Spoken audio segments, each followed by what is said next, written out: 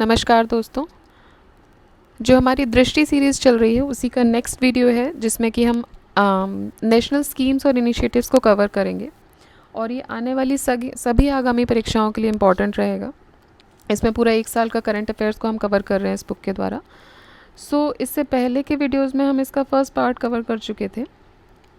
Now this is the second part, national schemes and initiatives. And ये important रहने वाले हैं बिकॉज जितनी भी स्कीम्स इस साल शुरू हुई हैं, जो पहले से भी चल रही हैं, वन लाइनर्स में या फिर उसका इंट्रोडक्शन पार्ट में भी पूछ लिए जाते हैं। So keep a look at it. First news which starts here is about Sagar Manthan. Sagar मंथन एक डिजिटल प्लेटफॉर्म है। एक डिजिटल प्लेटफॉर्म क्रिएट किया गया है या फिर मॉनिटरिंग डैशबोर्ड क्रिएट किया गया है ministry of ports, shipping and waterways के द्वारा। फीचर्स क्या होंगे सागर मंथन के?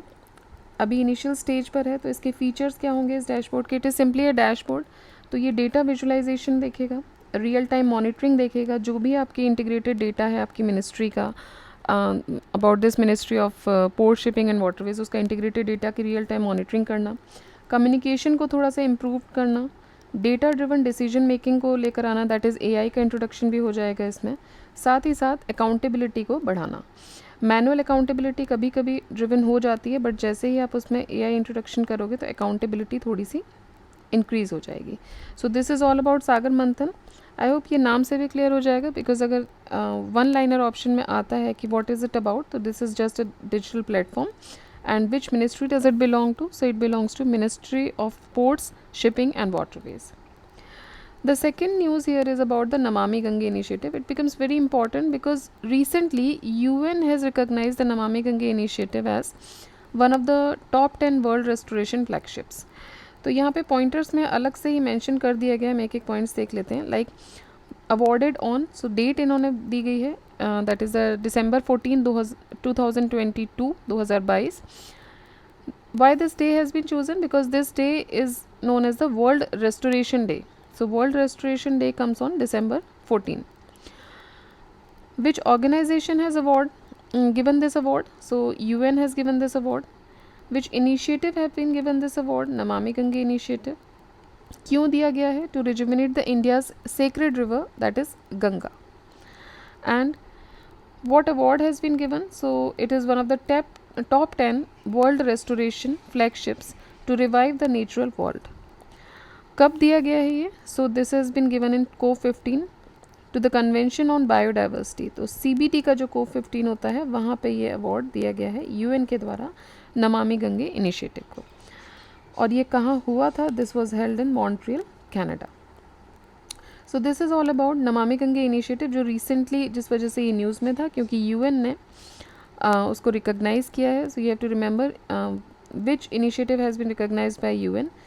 कब दिया गया है? सो COP15 ऑफ CBT में इसको दिया गया है। नाउ अगर हम देखें नमामि गंगे इनिशिएटिव का थोड़ा सा बैकग्राउंड, तो it was started in June 2014।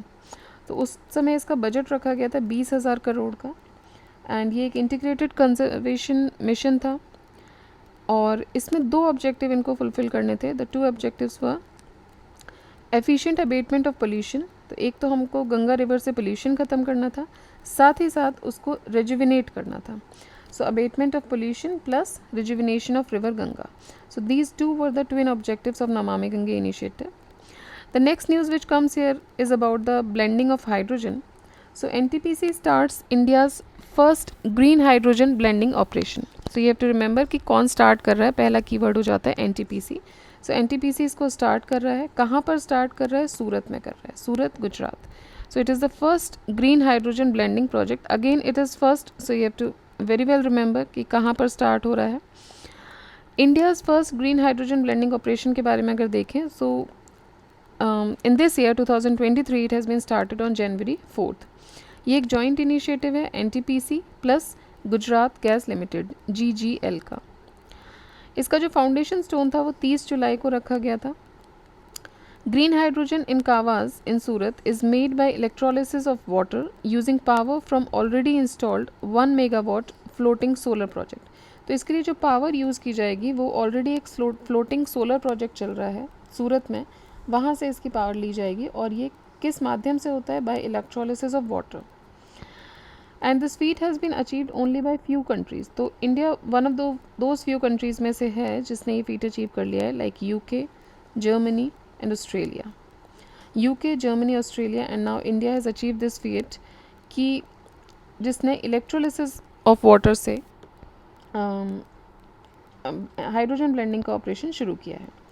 NTPC की बात करें तो एनटीपीसी इस्टेब्लिश हुआ था 1975 में और इंडिया की लार्जेस्ट पावर यूटिलिटी है ये. इंस्टॉल्ड कैपेसिटी है इसकी 71,594 megawatt and it plans to become 130 gigawatt company by 2032. तो ये इसका फ्यूचर विजन है कि 2032 तक ये 130 गीगावाट की कंपनी स्टैब्लिश हो जाएगी. So this is all about the blending of hydrogen. Now the next news is about the SMART program. SMART program भी launch हुआ था January 2nd 2023 को. The full form for SMART is Scope for Mainstreaming Ayurveda Research in Teaching Professionals. तो Ayurveda research को teaching professionals में बढ़ावा देने के लिए प्रोग्राम शुरू किया गया था. सो अगेन आपको यहाँ पे कीवर्ड याद रखना है आयुर्वेदा. स्मार्ट कुड भी ऑप्शंस को डिस्ट्रिक्ट किया जा सकता है डिजिटल वर्ल्ड को ऐड करके या स्मार्ट सिटीज़ के साथ इसको डिस्ट्रैक्ट किया जा सकता है. But you have to remember the smart programme belongs to Ayurveda research in teaching professionals. इसको लॉन्च किया गया है national commission for Indian system of medicine NCISM and central council for research in Ayurvedic sciences CCRAS, जो कि ministry of Ayush का initiative के तौर पे काम करते हैं या फिर डिपार्टमेंट्स के तौर पे काम करते हैं.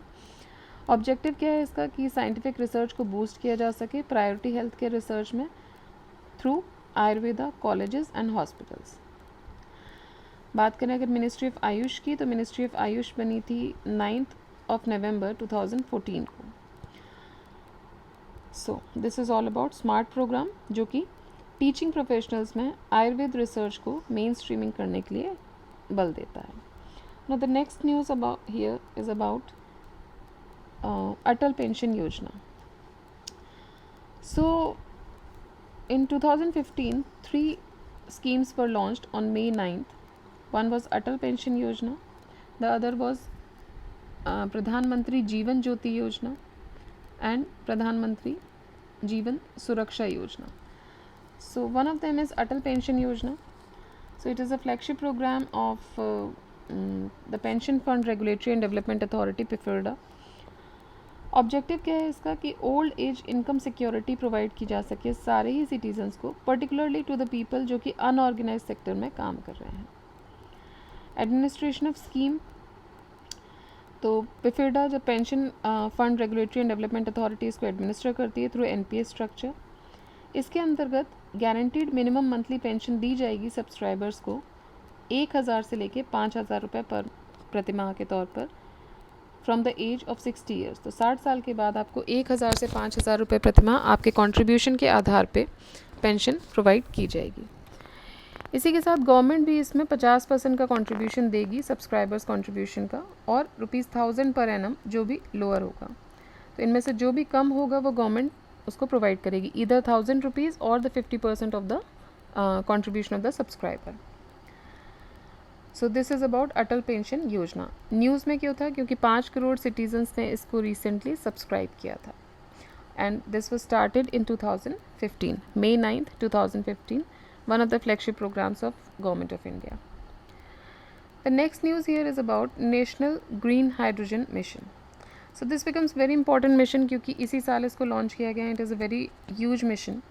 सो इंडिया ने डिक्लेयर किया है कि भाई नेट ज़ीरो एमिशन कर देंगे हम 2070 तक एंड एनर्जी यूज़ भी डबल हो गया है लास्ट 20 ईयर्स में. 2030 तक ये जा सकता है another 25%.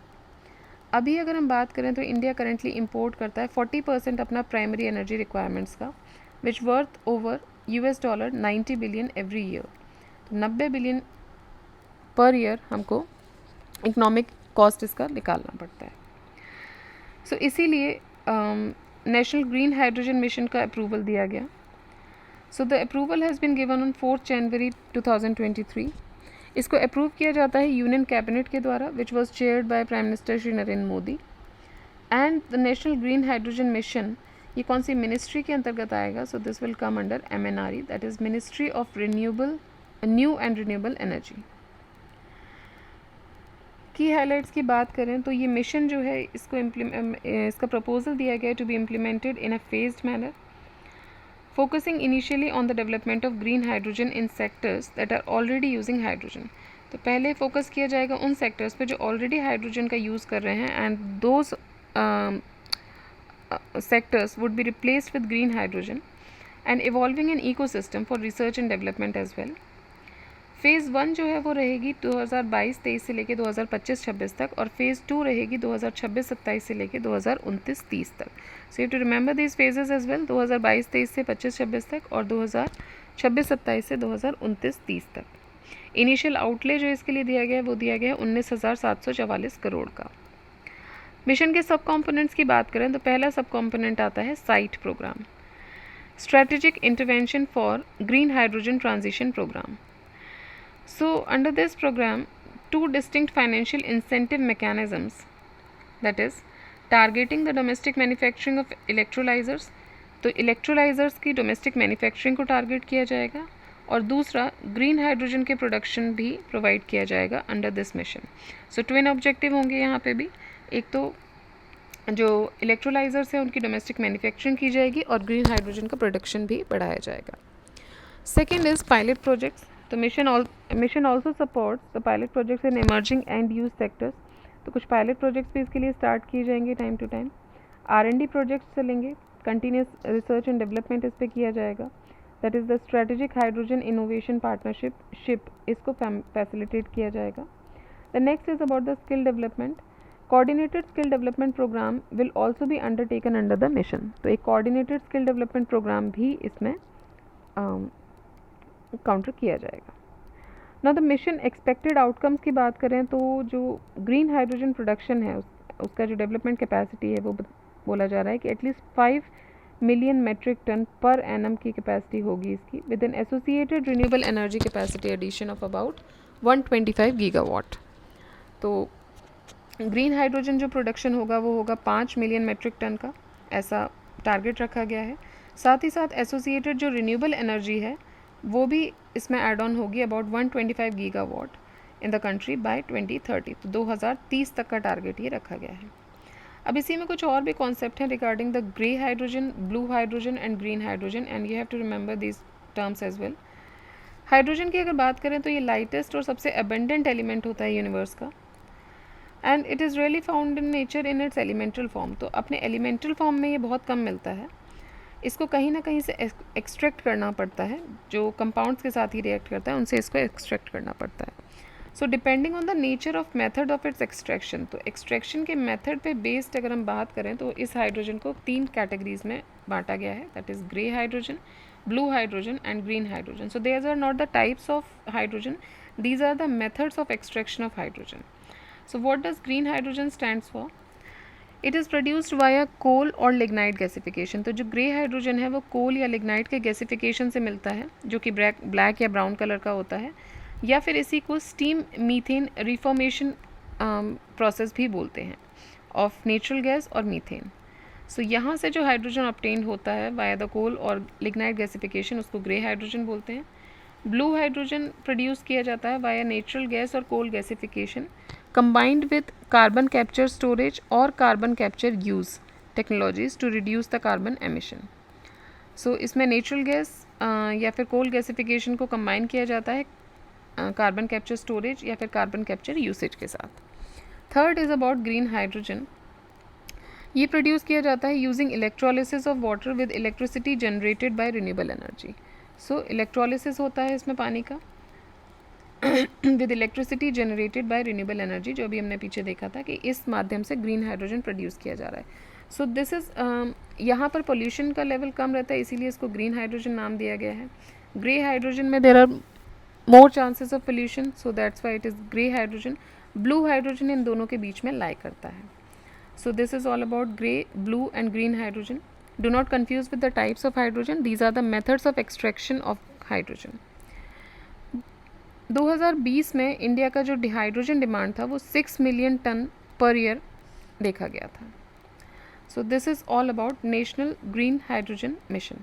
The next news which comes up here is about water vision 2047 and if you remember हमने इसको डिस्कस किया हुआ था पॉइंट्स टू रिमेंबर में and the meeting was held in Bhopal.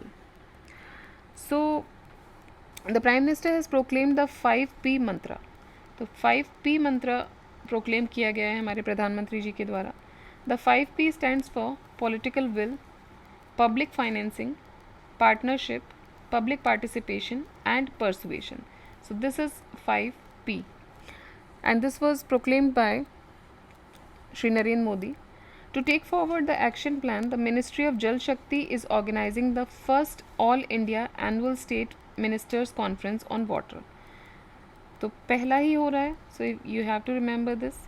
कब हुआ था? 5 से 6 जनवरी 2023 को इन भोपाल ऑर्गेनाइज़ किया गया था मिनिस्ट्री ऑफ जल शक्ति के द्वारा. ऑब्जेक्टिव क्या था?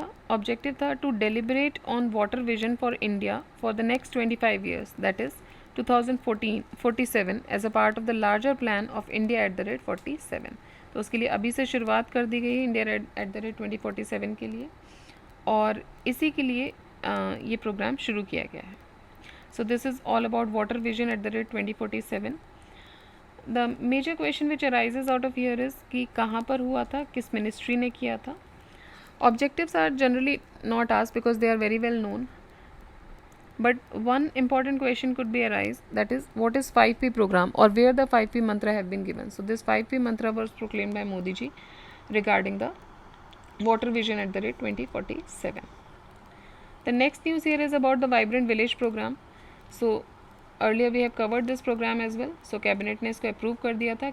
This is a centrally sponsored scheme. Do not confuse with the centrally sponsored or the other kinds of schemes. Approve हुआ था ये फरवरी 2023 में. यूनियन कैबिनेट ने इसको अप्रूव किया था. वाइब्रेंट विलेज प्रोग्राम एक सेंट्रली स्पॉन्सर्ड स्कीम है for the financial years 2023 to 2025-26. Financial allocation की बात करें तो 4800 करोड़ इसके लिए फाइनेंशियली एलोकेट किए गए थे और ये 2022 की फाइनेंस मिनिस्टर की बजट स्पीच में इसको अनाउंस किया गया था.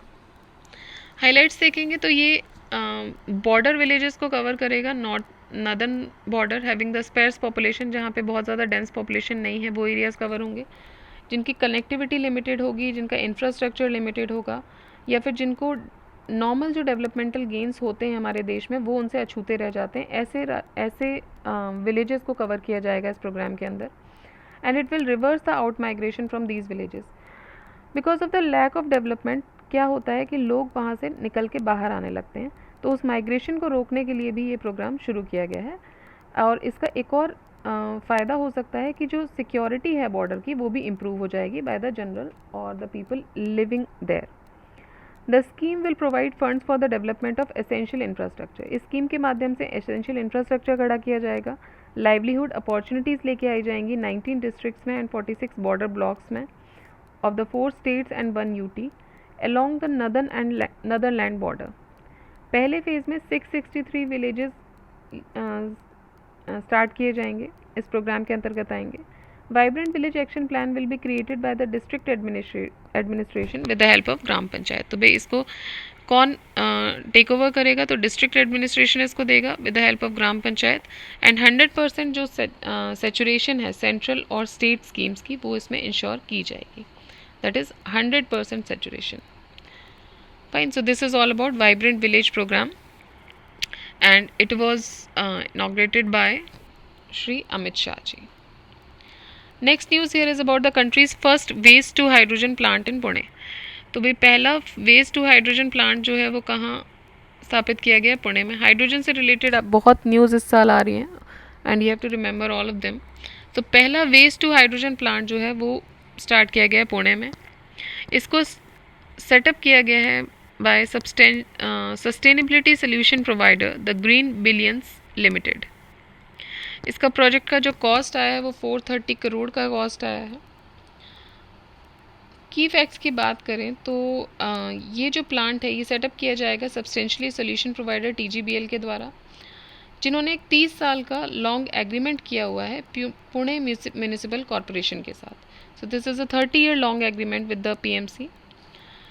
इसमें 350 टन सॉलिड गार्बेज को ट्रीट किया जाएगा हर साल इसके साथ ही साथ 10 tonne hydrogen daily 350 solid waste से एक्सट्रैक्ट किया जाएगा. So this is the plan all about कि पहला वेस्ट टू हाइड्रोजन प्लांट है, तो भाई वेस्ट के माध्यम से हाइड्रोजन निकालना है, तो 350 टन सॉलिड गार्बेज हर दिन कवर किया जाएगा और उस 350 टन में से 10 टन हाइड्रोजन को एक्सट्रैक्ट किया जाएगा. This is the first attempt in India to extract hydrogen from waste. और इस तरीके का ये पहला अटेम्प्ट है जो कि कहाँ स्टार्ट किया गया है, पुणे में स्टार्ट किया गया है.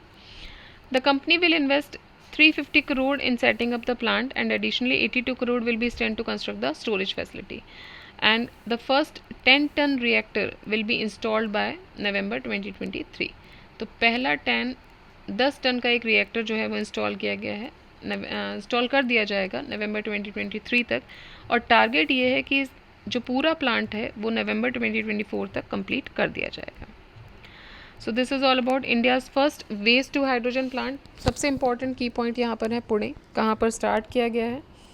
दूसरा, कितना टन सॉलिड गार्बेज का टारगेट इन्होंने रखा है और कितना टन उससे हाइड्रोजन प्रोड्यूस करने का टारगेट रखा है, ये भी आपको याद रखना है. The next news here is about the hallmark unique identification number HUID. Bureau of Indian Standards ने प्रोहिबिट किया है the sale of hallmark gold jewellery और gold artefact without 6 digit alpha numeric hallmark. तो भाई 6 डिजिट का alpha numeric hallmark के बिना gold artefact नहीं बेचे जा सकते हैं after 31 March 2023. So till date जो पुराने हॉलमार्क ज्वेलरी है with 4 marks without HUID was also permitted to be sold by jewellers along with the 6 digit HUID.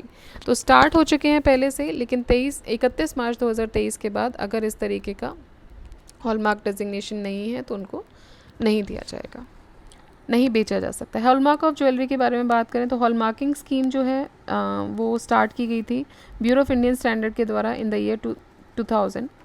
6 digit HUID introduce किया गया था 1 जुलाई 2021 से.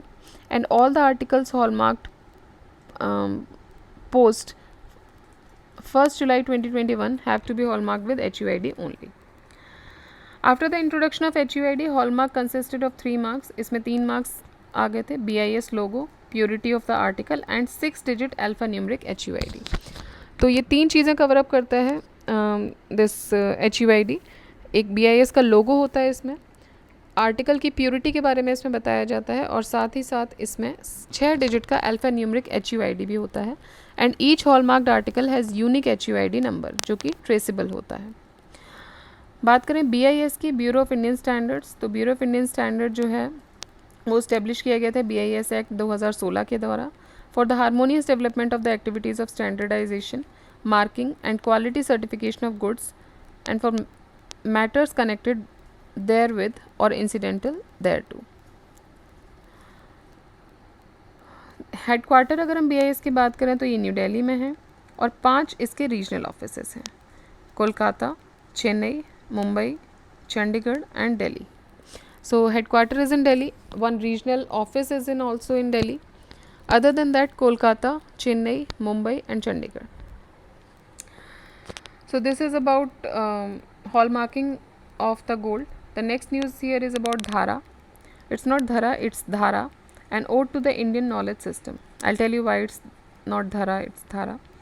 The unique and flagship initiative Dhara, ode to Indian knowledge system, taken up under the aegis of Azadi का Amrit Mahotsav by Ministry of Culture. तो ये Ministry of Culture के द्वारा लिया गया and has completed 1 year in February 2023.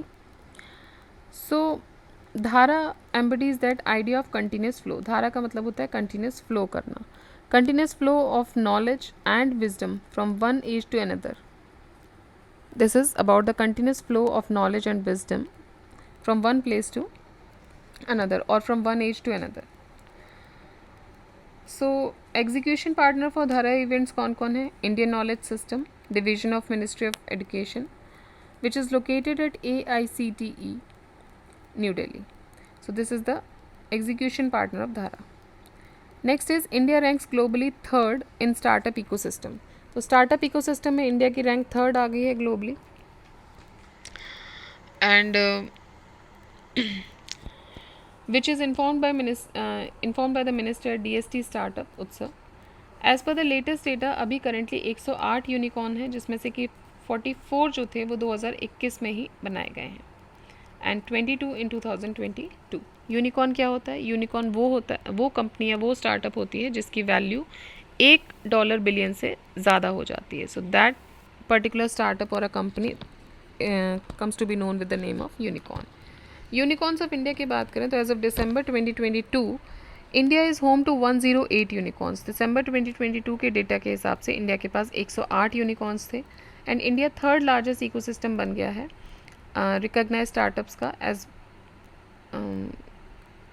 across the 640 districts of the country as of 8th December 2022. So 8 दिसंबर तक की news की बात करें तो 108 हैं. बेसिकली नंबर ऑफ स्टार्टअप्स तो या यूनिकॉर्न्स तो नहीं पूछा जाएगा, but you should have a brief idea कि भाई किसके आसपास हो सकते हैं. Fine. So this is all about startup ecosystem in India. Now 11 new Ramsar sites in India are added. The Convention on Wetland is an international governmental treaty which was adopted on 2nd February 1971. And where was it adopted? It was adopted in the Iranian city of Ramsar, and it came into force in 1975. One second. Yes. And it came into force in 1975. In August 2022 India ने 11 नए wetlands को इसमें जोड़ा था. की points की बात करें, कुछ पर्टिकुलर डेटा है यहाँ पे वेटलैंड्स को लेकर, and that is very important data. तो 11 नए रामसर साइट्स जोड़े गए थे. तमिलनाडु से 4 साइट्स जोड़े गए थे, उड़ीसा से 3, जम्मू कश्मीर से 2, and 1 each from Madhya Pradesh and Maharashtra. So at present total Ramsar sites are 75 and state having the most number of Ramsar sites. सबसे ज़्यादा रामसर साइट्स जो हैं वो तमिलनाडु के पास हो गई हैं, followed by UP. Largest wetland जो रामसर साइट्स के अंदर आता है that is the Sundarbans, which is spread over 4,23,000 hectares. So this is the largest wetland. Smallest wetland is Renuka wetland in Himachal Pradesh. First wetland under the Ramsar Convention was Chilka Lake and Keoladeo National Park in 1981. So these are all the important facts regarding the Ramsar sites. Now the key highlights would be India is one of the contracting parties to the Ramsar Sites Convention in Ramsar, Iran in 1971. सो ये convention जो है ये force में आया था India में on 1 फरवरी 1982 को, और इसी साल during this year itself 2022 a total of 19 sites have been declared as Ramsar site. So Goa and Karnataka got their first Ramsar sites in this year. अभी तक गोवा कर्नाटका में कोई भी रामसर साइट नहीं थी, बट इस साल गोवा और कर्नाटका को भी एक एक रामसर साइट मिल गई हैं. वेटलैंड्स की बात करें इंडिया में तो it covers around 4.63% of geographical area of the country. And state wise distribution की बात करें अगर वेटलैंड्स की तो गुजरात टॉप पर है, उसके बाद आंध्रा है, उसके बाद उत्तर प्रदेश है, और उसके बाद वेस्ट बंगाल है. So Gujarat, Andhra, Uttar Pradesh and West Bengal. This is the state-wide distribution of wetlands. इसके अलावा अगर हम कुछ फैक्ट्स देखें तो countries with the most Ramsar sites, तो सबसे ज़्यादा रामसर साइट जिस कंट्री में है वो है United Kingdom UK and Mexico. Now the major Ramsar sites जो पहले ही ऐड हुई थी, so here is a list given, you can go through with this list. Because otherwise the video would be very lengthy if I keep on going with all the Ramsar sites. So important जो अभी जो 11 sites add हुई हैं वो हमने देख लिया. साथ ही साथ बड़ा, छोटा, लार्जेस्ट, स्मॉलेस्ट, फर्स्ट, ये पॉइंट्स भी देख लिए क्योंकि ये जनरली पूछे जाते हैं. वेटलैंड्स के बारे में कवर कर लिया, एंड सबसे ज़्यादा वेटलैंड्स कौन से देश में है ये सारे पॉइंट्स हमने कवर कर लिए हैं.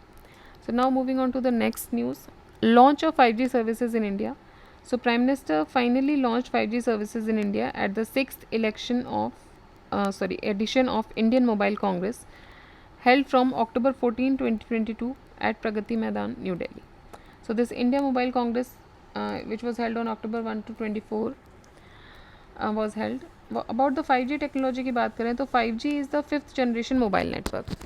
5G latest upgraded technology है in the long term evolution और LTE और VoLTE mobile broadband networks with reduce latency. तो इसमें लेटेंसी टाइम भी कम रहेगा और लॉन्ग टर्म एवोल्यूशन भी अपग्रेड होकर आया है. From lower than 50 milliseconds for 4G 5G brings it down to below 10 milliseconds. तो 50 मिली सेकेंड से अगर हम 4G या 5G यूज़ करेंगे तो ये 10 मिली सेकेंड्स का चेंज हो सकता है, और ये 3 बैंड्स ऑफ स्पेक्ट्रम पे काम करता है. Where did India start its 5G project? कहाँ से स्टार्ट किया गया है भाई? So the forum was headed by professor A.J. Paulraj of Stanford university.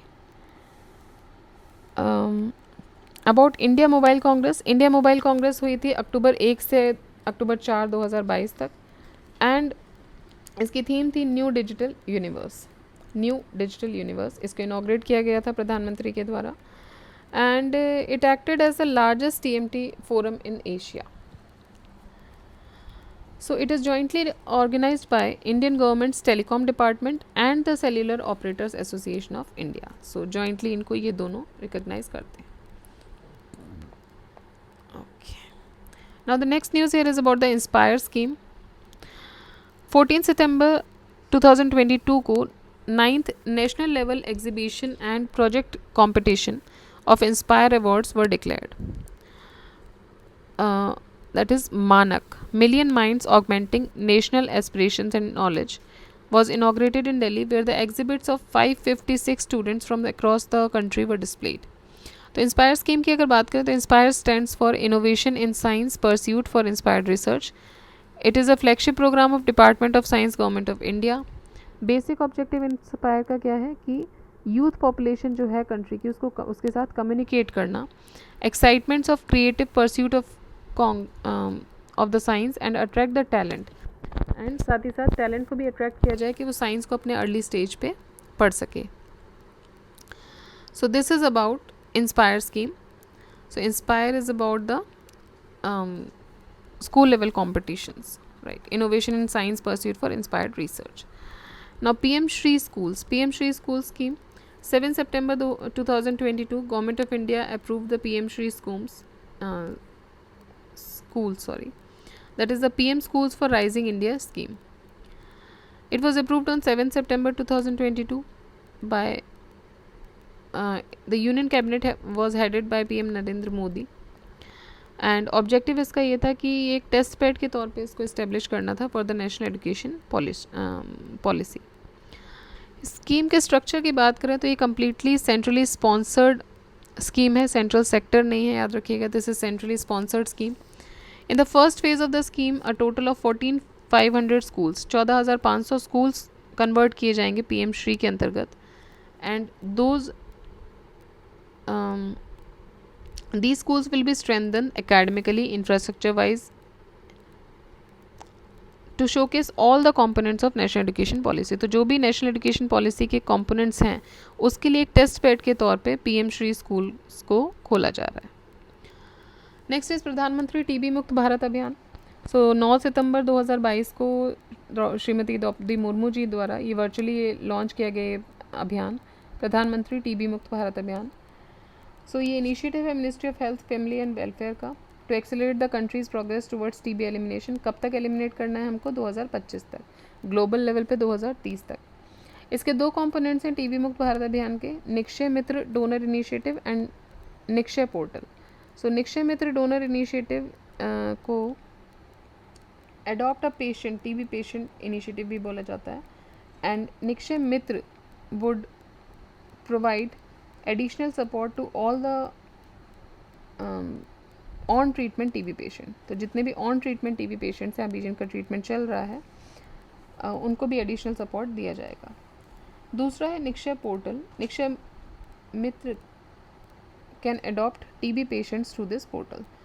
तो यहाँ से TB पेशेंट्स को अडॉप्ट किया जा सकता है इस पोर्टल के माध्यम से और उनकी मदद की जा सकती है. So these are 2 initiatives under the प्रधानमंत्री TB मुक्त भारत अभियान. The next scheme here is about the Agnipath Defense Policy Reform. This was in so news since last year. 14th June 2022, Ministry of Defense Government of India has unveiled the Agnipath scheme for recruiting the soldiers across the 3 services. तो तीनों ही services के लिए soldiers को recruit किया जाएगा, army के लिए भी, नेवी और एयरफोर्स के लिए भी. और ये जो रिक्रूटेड सर्विसमैन हैं इनको अग्निवीर बोला जाएगा. And this is the only mode of recruitment of other ranks in armed forces. इस स्कीम के अंदर अराउंड 45,000 से 50,000 सोल्जर्स को रिक्रूट किया जाएगा एनुअली एंड इनको डिस्चार्ज कर दिया जाएगा on the completion of 4 years of service. 4 साल की सर्विस के बाद they will be discharge. So at the time of completion, जब 4 साल की उनकी सर्विस कंप्लीट हो जाएगी, so these Agniveers will be paid a Seva Nidhi. इनको एक सेवा निधि पैकेज दिया जाएगा अराउंड 11 लाख का, to enable them to return to society and pursuing employment in other sectors. After the discharge all of them will be able to apply for permanent commission. तो discharge के बाद जितने भी लोग हैं, जितने भी सोल्जर्स निकलेंगे, they will be able to apply for permanent commission and 25% उनमें से उनको परमानेंट कमीशन दे दिया जाएगा. तो 75% have to pursue some other task, क्योंकि 25% only will be granted the permanent commission.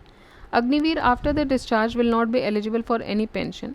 सो इनको फ्यूचर में कोई पेंशन, कोई ग्रेच्युटी नहीं कवर किया जाएगा उसके अंतर्गत, या फिर कोई भी फैसिलिटी जो उनको ऑफर की जाती होगी रेगुलर रिक्रूट्स को, वो नहीं दी जाएगी. The next news here is about the national conference on project mission, project Mausam. National conference on project Mausam. Archaeological survey of India has organised a 2-day national conference on project Mausam. कहाँ पर किया गया? ये India habitat centre new Delhi में किया गया. 7 से 8 अक्टूबर 2022 को हुआ था और इसकी जो थीम थी वो थी Jaladhipur Yatra, exploring cross cultural linkages along the Indian Ocean rim countries. और इसको लॉन्च किया गया था मिनिस्ट्री ऑफ कल्चर के द्वारा. प्रोजेक्ट मौसम की बात करें तो प्रोजेक्ट मौसम जो है वो 2014 में लॉन्च किया था 38th world heritage session Doha, Qatar में. And it is a ministry of culture project. तो ये किसका प्रोजेक्ट है? It is a ministry of culture project, project Mausam. And the project is being administered by archaeological survey of India. So administration इसका ASI के द्वारा किया जा रहा है. And this project is a very flagship project of the Ministry of Culture. So this is all about National Conference on Project Mausam. Next is about the Dharamshala Declaration. So Dharamshala Declaration was held from 18 to 20 September 2022. Dharamshala is a place in Himachal Pradesh and it was attended by Tourism Minister of the States. Organise किया गया था इसको ministry of tourism and government के द्वारा. And यहाँ पे एक धर्मशाला declaration को अडॉप्ट किया गया. And this declaration affirms the plan to position India as a major tourism destination. तो ये इंडिया को एक मेजर टूरिज्म डेस्टिनेशन बनाने का सोच रहे हैं during its presidency of G20 in 2023. So government schemes जो टूरिज्म से रिलेटेड हैं already, they are the Swadesh Darshan scheme. ये एक सेंट्रल सेक्टर स्कीम है जो कि 2014-15 में लॉन्च की गई थी ministry of tourism and culture के द्वारा. Prasad scheme, so it was launch in the year 2014-15 under the ministry of tourism. The full form of Prasad is Pilgrimage Rejuvenating and Spiritual Augmentation Drive. The next is Ek Bharat Shresth Bharat. This was launched in 2015 on the occasion of 140th anniversary of Shri Sardar Patel. So Ek Bharat Shresth Bharat, Prasad scheme and Swadesh Darshan scheme, these are related to tourism sector in India. Next is make in India completes 8 years. तो 8 साल complete हो गए हैं. 25 सितंबर 2014 को ये शुरू किया गया था और ये 4 पिलर्स पे बेस्ड है: new processes, new infrastructure, new sector and new mindset. So ये जो मेक इन इंडिया सेक्टर है ये अकम्प्लिश करता है 27 सेक्टर्स को. FDI इन्फ्लो इंडिया में जो है it stood at around $45.15 billion and recorded the highest ever FDI at 83.6 billion in the year 2021. This FDI has come from 101 countries. तो 101 countries से FDI आता है and invested across 31 UTs and states and 51 sectors in the country. So this is all about this Make in India. So Make in India has completed 8 years of its journey. That's why it was in news and it accomplishes around 27 sectors. Next is Burhanpur MP, the first district of certifying हर घर जल. So Madhya Pradesh Burhanpur popularly known as दरवाज़ा of Deccan. तो बुरहानपुर को दक्कन का दरवाज़ा भी बोला जाता है और ये पहला सर्टिफाइड हर घर जल डिस्ट्रिक्ट बन गया है. इसको सर्टिफाई किया गया था जुलाई 2022 में. Burhanpur is a district in Madhya Pradesh जहाँ पे इसको सर्टिफाई किया गया था. And it is based on self declaration by all the 254 villages in the Burhanpur. Related scheme की बात करें so Jal Jeevan mission is related with it. Jal Jeevan mission is envision to make safe and adequate drinking water through individual household tap connection by 2024. 2024 तक ये दे देंगे. Launch किया गया था इसको अगस्त 2019 में and 55 litres of water per person per day to every rural household. तो भाई 55 litre water per person per day दिया जाएगा एवरी रूरल हाउस होल्ड को 2024 तक. Mission functions under department of drinking water and sanitation, ministry of Jal Shakti. Jal Shakti mission will be based on Jal Shakti mission Jeevan mission will be based on a community approach. तो ये community approach पे based रहेगा. अगस्त 2022 में गोवा और Dadra Nagar Haveli and Daman and Diu they became the first Har Ghar Jal certified state and UT in the country respectively. So this is about Jal Jeevan Mission and Burhanpur became the first district to certify Har Ghar Jal. Next is about Bundelkhand Express. इसको inaugurate किया गया जुलाई 16, 2022 को प्रधानमंत्री जी के द्वारा. Kaithari village in Orai tehsil of Jalaun, यहाँ से इसको इनॉग्रेट किया गया and it has been completed in record 28 months. Okay. So it was completed in 28 months, 8 months ahead of its deadline. तो अपनी डेडलाइन से 8 महीने पहले इसको कंप्लीट कर लिया गया है. बुंदेलखंड एक्सप्रेस वे 296.07 किलोमीटर की लंबी एक्सप्रेस वे है और इसको Uttar Pradesh expressway industrial development authority के इसमें किया गया था. स्टार्टिंग पॉइंट अगर हम बात करें इसकी तो ये है Bharatkoop at Jhansi Prayagraj NH35 in Chitrakoot district. और एंड पॉइंट की बात करें तो near Kudrail village in Etawah district ये ख़त्म हुआ है where it merges with Agra Lucknow expressway. Bundelkhand expressway passes through 7 districts. तो ये 7 डिस्ट्रिक्ट से होता हुआ गुजरता है. Chitrakoot, Banda, Mahoba, Hamirpur, Jalaun, Auraiya and Etawah. So all this districts are not very important to learn. सबसे पहले तो आप फर्स्ट और लास्ट पे याद कीजिएगा एंड एक बार मैप देख लीजिएगा तो बीच का जो एरिया है वो कवर हो जाएगा इससे. स्वनिर्भर नारी स्कीम ये लॉन्च हुआ था जुलाई 19, 2022 को गवर्नमेंट ऑफ असम के द्वारा. तो याद रखिएगा ये असम का है, गवर्नमेंट ऑफ इंडिया का नहीं है.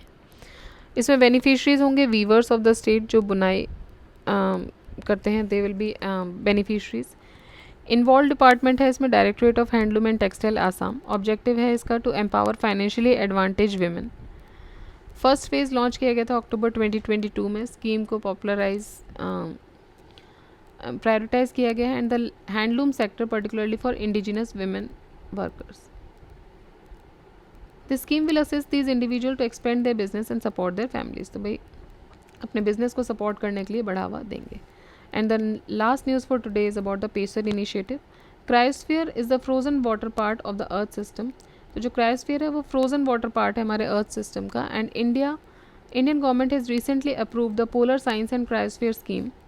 PACER scheme की बात करें तो मिनिस्ट्री ऑफ अर्थ साइंस का एक प्रोग्राम है. मार्च 2022 में इसको लॉन्च किया गया था and this is about improving the understanding of polar science and cryosphere system. और इसमें स्पेशल एम्फेसिस रखा जाएगा अंटार्कटिका, आर्कटिक और ग्लेशियर्स ऑफ हिमालयाज़ पर. इम्प्लीमेंटिंग एजेंसी है इसकी national centre for polar and ocean research, ministry of earth sciences. And the duration of the initiative is 2021 to 2026. So I hope ये video थोड़ा लंबा हो गया बट ये पूरा हमारे जो इवेंट्स थे इसमें कवर हुए हैं. So I hope you enjoyed this. कोई भी डाउट्स हैं तो आप उसको कमेंट सेक्शन में लिख सकते हैं, या कोई भी फैक्ट आपको क्लियर नहीं हो रहा हो, जल्दी हो रहा है, लेट हो रहा है, जो भी डाउट्स हैं आप उसको कमेंट सेक्शन में पोस्ट कर सकते हैं. सो आज के लिए इतना ही. नेक्स्ट हम स्टार्ट करेंगे नेशनल इवेंट्स एंड प्रोग्राम्स से. नेक्स्ट वीडियो आपका नेशनल इवेंट्स एंड प्रोग्राम्स का हमारी प्लेलिस्ट में अवेलेबल होगा. So kindly go through it also.